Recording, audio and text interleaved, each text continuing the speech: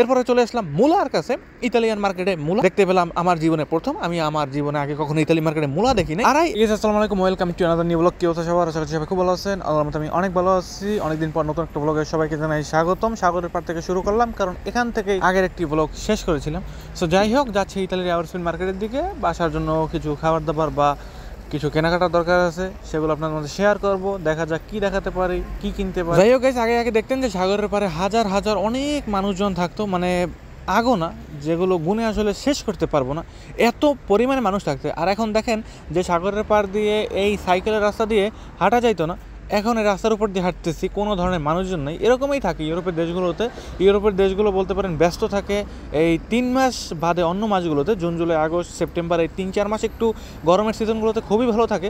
But যখনই এই 3-4 মাস চলে যায়, গরমের সিজনগুলো চলে যায়, বছরের একটা স্পেশাল দিনগুলো চলে যায়, এরপরে আসলে তেমন আর আনন্দ উৎসব থাকে না। সো দেখতে দেখতে চলে আসলাম ইতালি গ্লোব মার্কেটের সামনে, কারণ সাগরের পাশে এই গ্লোব, এই মার্কেটটা সবচেয়ে বড় মার্কেট। ইতালির সবচেয়ে বড় মার্কেট না, ইতালির একটা জনপ্রিয় মার্কেট হচ্ছে এই মার্কেটটা, যেখানে আপনি গেলে জামা কাপড় থেকে শুরু করে জুতা আর অনেক ক্যাটাগরির মানুষের সাজগোজার জন্য যা কিছু লাগে সমস্ত কিছু এই মার্কেটের মধ্যে পাবেন। ব্যাগ জাতীয়, মানি ব্যাগ, মোজা, সমস্ত কিছু। তো এরপরে আমরা চলে আসলাম ইতালি আউরস্পিন মার্কেটের মধ্যে। আউরস্পিন মার্কেটে ঢোকার সাথে সাথে বিভিন্ন রকমের টুলেট বা যে ধরনের অফার দেওয়া থাকে যে কাগজের উপরে, সেই কাগজগুলো একটু দেখিয়ে দিলাম। এরপরে গেলাম ভিতরে যাওয়ার পরে এখানে দেখতে পেলাম যে ইতালির বানানা, এই ধরনের কলা আবার দেখলাম অফার লাগানো আছে। সো এখান থেকে অল্প কিছু কলা নিয়ে নিলাম। এই ধরনের কলাগুলো খেতে আবার আমার কাছে খুবই ভালো লাগে। এগুলো কিন্তু সাগর কলা না, আমাদের দেশে যেমন লম্বা লম্বা কলা, সাগর কলা বা ওইগুলোর স্মেল, ওইগুলোর গ্রানটা একটু অন্য রকমের থাকে। বাট এই ইতালিয়ান কলা, এগুলোর স্বাদ, সুবাস, ঘেরান সমস্ত কিছু অন্য ক্যাটাগরির থাকে, অন্যরকম স্বাদ, ভালোই লাগে এগুলো খেতে। তো দর্শক, এরপর চলে আসলাম ছোট ভাইয়ের কাছে। ছোট ভাই এখান থেকে লুডুস না নুডল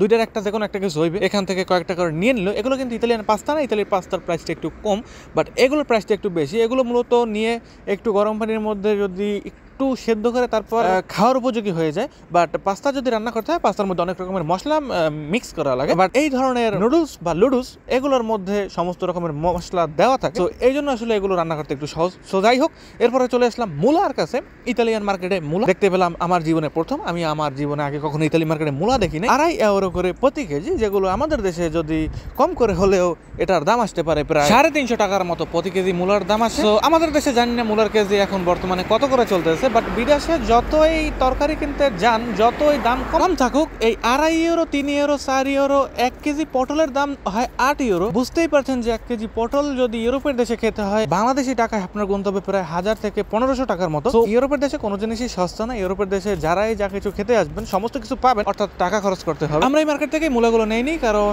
আমি সাধারণত এই ভিডিওটা করছি আপনাদেরকে দেখানোর জন্য যে ইতালির মার্কেটেও মূলা পাওয়া যায়। এছাড়াও আমি আমার জীবনে কখনো ইতালির মার্কেটে মূলা দেখিনি। আর এই ধরনের মূলাগুলো কি ইতালিয়ানরা খায় না খায় সেগুলো আমি জানিও না।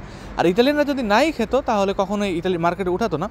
সো এই জন্য আসলে ভিডিওটা করা। আর আমাদের যদি কখনো প্রয়োজন হয়, অবশ্যই আমরা বাংলা মার্কেট থেকে সাধারণত কিনে খাই এই ধরনের বাংলা তরকারিগুলো, কারণ ওইগুলো আরেকটু স্পেশাল হয় বা আমাদের দেশ বা আমাদের দেশের মতো করে ওরা চাষ করে। বাট এগুলো কোথা থেকে আসছে, কী থেকে আসছে, এই জন্য আমরা আসলে এখান থেকে নেইনি, অর্থাৎ আপনাদেরকে দেখানোর জন্যই আমার আসলে ভিডিওটা করা। সো যাই হোক, এরপরে চলে আসলাম এখানে আসার পরে ভিতরে আস্তে আস্তে করে যে ধরনের টমেটোগুলো দিয়ে সস বানানো, একদম টমেটোগুলোকে ব্লেন্ডারের মতো করে ওরকম সস বানানো না, ভিতরে একদম আস্তে আস্তে করে কাটা ছোটো ছোটো। ইতালিতে এক প্রকার টমেটো আছে, ওগুলো ভিতরে থাকে। অনেক সময় মাংস দিয়ে বা বিভিন্ন রকমের মাছ দিয়ে যখন রান্না করে, তখন প্রচুর পরিমাণে স্বাদ হয়। ওগুলো একটা নিয়ে নিলাম। এরপরে ছোটো ভাইয়ের পছন্দ বা আমার পছন্দের ছোট্ট একটা মিমি নিয়ে নিলাম। ছোটো না, এই মিমিটা সর্বোচ্চ বড়, এর চাইতে বড় আছে 3-4 কেজি ওজনের, বাট ওইটা না, এটা একটু ছোট।